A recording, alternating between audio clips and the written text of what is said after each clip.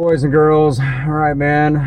One of my homies, one of my best homies, just sent me a video on prescription drugs and how the world is it's a business, guys. You know, back in the days of Jesus and beyond, you know, not everybody was on all these drugs.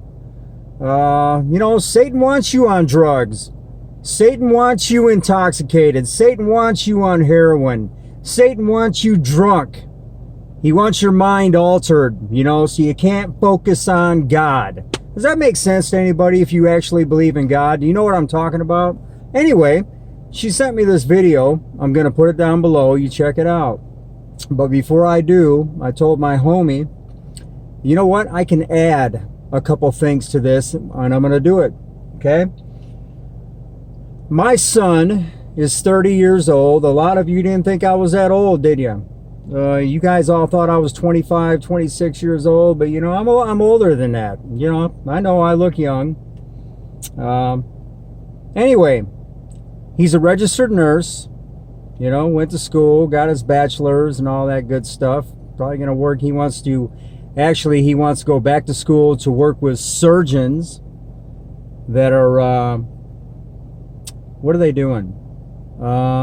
Just work with surgeons in the operating room, okay, doing all kinds of operations, you know, handing the surgeons, you know, I mean, it's whatever. He's got to go to school in Chicago for whatever, 4 or 5 years to get that done. Anyway, let's get on. When my son, okay, we're back on prescription drugs and what Satan has done to the world and how it's a business. It's a business now, you know. I'm going to show you guys. When my son was 5 years old, he was diagnosed dyslexic by the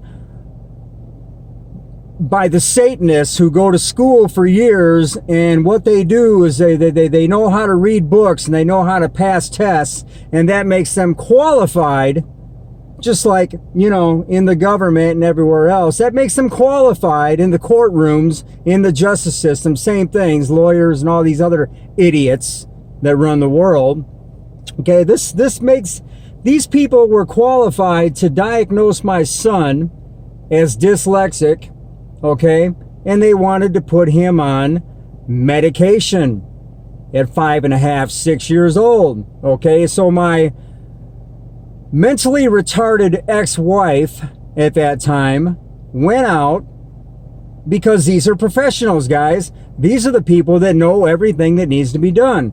So my mentally retarded ex-wife went out and got these meds for my 5-year-old son, okay, because he had problems learning, you know, according to the professionals in the schools who want to put all these kids on drugs nowadays, right? Okay, pay attention now. So when she did that, I took those drugs and I threw them in the damn toilet. Okay, I looked at her and I said, "Are you out of your freaking mind? You're gonna put my 5-year-old kid on freaking drugs because these people say you know, supposedly the professionals are telling you that, you know, he has a learning disability." Okay, so here's what I did, guys. My son would come home from school every day, and I would sit down with him, and I made a bunch of sheets of paper, mathematics, this, you know, subtraction, addition, I mean, you name it, guys. I stacked, man, I made down a 10-inch stack of papers, and I made him do 8 or 9 sheets every single day before he could go out and play, before he could do this, before he could do that. I made him sit down at the table. But you know, he did have a learning disability. Okay, now I'm going to show you how bad it was. Okay, I took a piece of paper and I wrote 1 + 1. Okay, and I put my hand on that piece of paper and I slid it over to him. And I said, "Okay, what's this? What's 1 + 1? And I held my hand on that piece of paper. Well, you know, he looked at it for 10 minutes, couldn't figure it out. I said, "Chris," I said, "what is 1 + 1? Finally, he got it. Okay, 2. Okay, it took him a while, but he got it. So I took my hand and I slid that piece of paper back toward me, and I slid it right back to him, And I said, okay, what's this? You know, the same thing, guys, 1 + 1. I didn't even take my hand off that piece of paper. And he couldn't figure it out again, okay? That he did have a learning disability, okay? But I knew that drugs were not the answer. You're not sticking my 5-year-old boy on drugs. So what I did was I made up a bunch of pieces. Dude, I made him work on homework every day after school. Okay, guys, that was the answer. That was the key right there. So here I took a boy who was diagnosed as being dyslexic by the professionals who don't know jack crap. Okay, and what I did with him is dude, when I started working with him, he flew right up the ladder. Okay, guys, before you know it, he got into high school. He went into nursing. He was doing chemistry, geometry, everything, man. He passed the nursing school, went in, got his RN degree, went in, got his bachelor's degree, and now he wants to go back to school to work with frickin' doctors in the operating rooms. So that's one example, guys, that the Satanists out here that want to put everybody on drugs and destroy and take you away from God, because that's what it's doing. You know, you can't focus on God when you're stoned out of your mind on any kind of drug. Okay, now here's another example. I used to work with a guy. His wife went into a psychiatrist or a doctor, and she's depressed. Okay, now instead of the doctor telling her, you know what, get up off your fat butt and go out there and go hiking in the woods, take up fishing, go out and breathe the fresh air and look at the green grass and the trees that God gave to you. Okay, if you're depressed, get your butt outside, get some sunshine, go do something, you know, to get undepressed.